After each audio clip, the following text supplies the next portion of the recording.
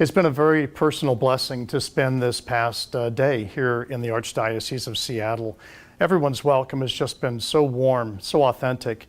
I can't be grateful enough to Archbishop Sartain, as well as to Bishop Elizondo, and especially to Pope Francis for this appointment. I also want to ask for the prayers of the people of the Archdiocese as I prepare to come. To pray for myself that I will be a good and worthy bishop in the Archdiocese. Pray also for my parish as I say goodbye to them, and especially know of my prayers for you. I look forward to coming here, and I know that I have much to learn. The Archdiocese of Seattle is very different from the Diocese of Tulsa, but I certainly am eager to do that and want to be very respectful and prepared to serve the people well.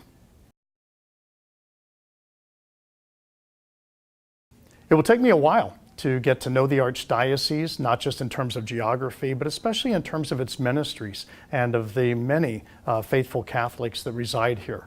With nearly 1 million people and so many parishes, please be patient as I go through the learning curve and have an opportunity to travel around the diocese and to see the vibrant faith for which Seattle is known.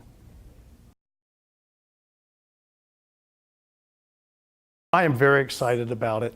Just the fact that Mount Rainier is so close by, it's one of the mountains I've never climbed yet. And so that will be on my hit list hopefully for this summer one day.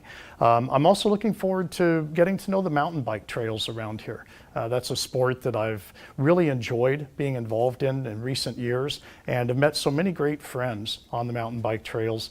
And as I've looked on the website already, Seattle has a lot to offer in that, and I certainly will bring my bike with me, be ready to explore the trails.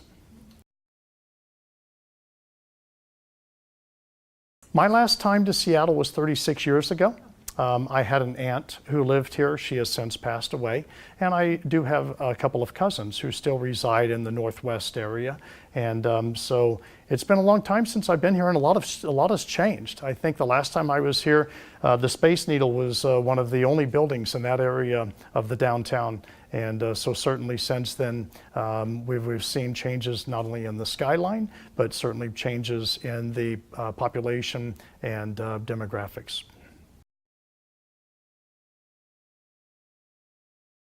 The first time I met Archbishop Sartain was when he first came as Bishop of Little Rock, Arkansas.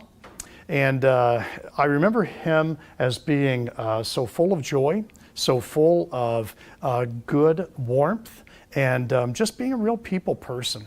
And so that really stuck in my memory. And we were blessed to have him in Region 10 for several years before he then went to Joliet. But he left a lasting impact in the people of Arkansas. So I personally look forward to working with him and serving with him. I think he'll be a great teacher and mentor. And so I'm very happy to be here.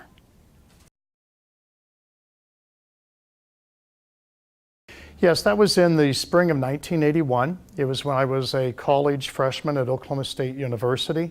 And at that time in my life, I was very much rejecting the idea of priesthood and actively running away from that. And my aunt and uncle asked if I would serve Mass. And to my surprise, one of the priests who celebrated that Mass was someone I had never met. And he had such a powerful, distinct presence to him. I call it a presence of holiness. It communicated to me a very deep peace, a profound joy, and a very sincere love. And so throughout that Mass, I was very captivated by that presence that he had.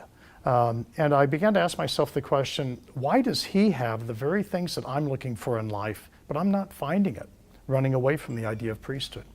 And so I began to be open again as a result of that Mass to possibly being a priest. And it was that renewed openness that eventually grew into a decision to enter seminary and then to be ordained. Father Stanley Rother will be beatified in September of this year, September 23rd in Oklahoma City, and he will be the first martyr from the United States.